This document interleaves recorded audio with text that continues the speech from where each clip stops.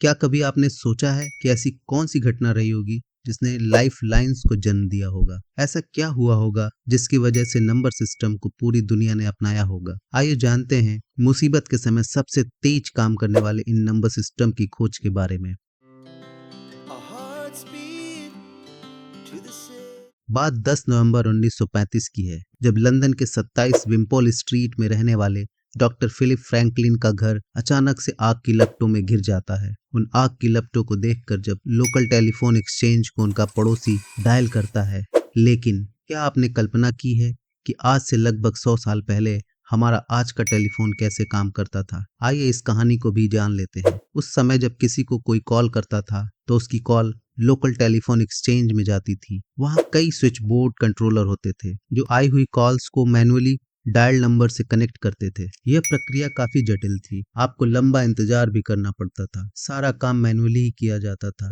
अब आप ऐसे में मुसीबत के समय किसी को फोन कर रहे हो और ऑपरेटर को क्या ही पता कि यह कॉल सामान्य है या फिर इमरजेंसी। उसे किस कॉल को प्रेफरेंस देना चाहिए और किस कॉल को नहीं, इस बात की जानकारी उसे नहीं होती थी। इसी टेक्निकल समस्या की वजह से 1935 में डॉक्टर फिलिप फ्रैंकलिन का परिवार पूरी तरह से जलकर राख हो गया। इस त्रासदी में कुल 5 लोगों की आग से जलकर मौत हो जाती है। इस घटना के बाद जनरल पोस्ट ऑफिस, जो टेलीफोन नेटवर्क के लिए जिम्मेदार था, नए आयामों को ढूंढने में लग जाता है।